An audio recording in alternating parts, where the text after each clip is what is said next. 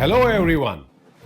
Today I'll begin by sharing with you a personal leadership experience, one which actually shows how we can cultivate accountability by engineering solutions, going beyond the usual quick fixes and skimming the surface. The story goes back to 2014 when I took over as business head of an Indian cement company. I noticed that the performance of all the manufacturing units of this company was very poor. We had major equipment shutdowns and the plants were operating at suboptimal performance parameters. Consequently, the cost of production of our cement was among the highest in the industry. The morale of the team was low. The culture that was prevailing was one of helplessness, one of blaming each other with no accountability whatsoever.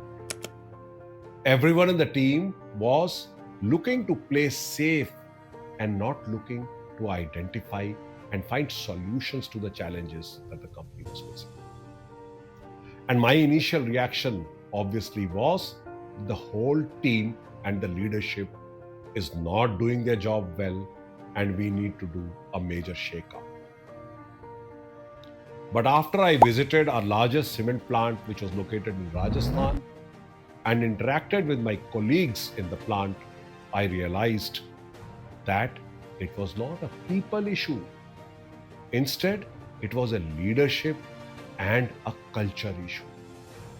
The problems were not just symptomatically as seen with the people, but the entire approach to engineering support to equipment maintenance needed a deep overhaul.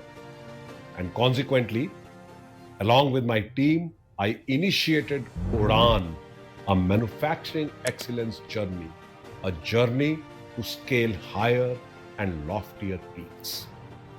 And we started this by first getting our teams together in each plant and started critically examining where we stand on the key operational performance parameters. These parameters were then compared with the best in the industry. The gaps were identified, and the teams then set their own short-term and long-term goals to bridge the gap. Having identified the goals, next was to create the energy and the right environment to achieve these goals. Cross-functional teams were made. Daily war room kind of a situation was created. War room monitoring was done. People started collaborating. Teams started working on goals, initially the low-hanging fruits, and then more and more of ambitious and bigger goals. CapEx plans were initiated and implemented in a structured and rigorous manner. And obviously, initially, though slow, the performance parameters started showing massive improvements. The equipment reliability increased significantly. The plant's operating parameters started becoming closer and closer to the highest performing in the industry. And we transformed from being laggards to top performers. And consequently, the production costs of cement for our company became among the lowest in the industry. But the biggest advantage that accrued was that there was a shift in the culture. People started speaking up. They started collaborating with each other and they started taking ownership of their actions. This example very nicely shows and demonstrates how engineering solutions can help in building accountability in organizations.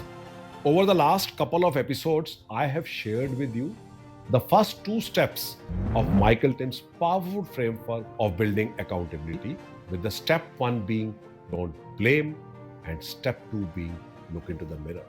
Today, let's dive a little bit more deep to understand what engineering solutions is and how we can engineer solutions.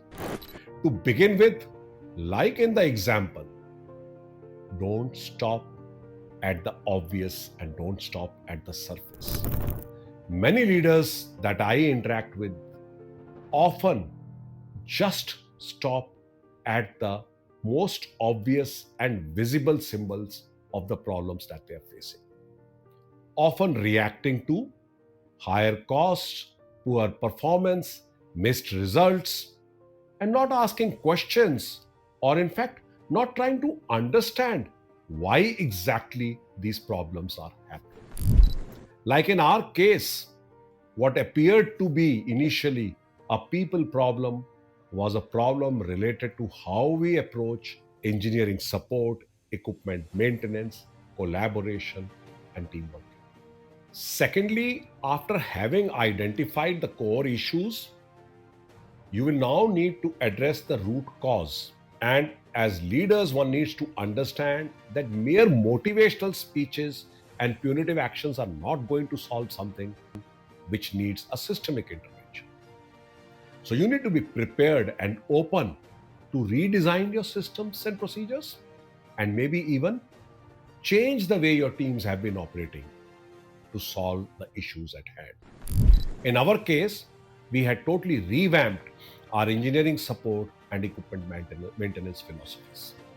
Having identified the core issues, having identified the actions that you're going to take to address the systemic issues that you're facing, it is important to note that ultimately you're going to succeed only if you empower and equip your people to act.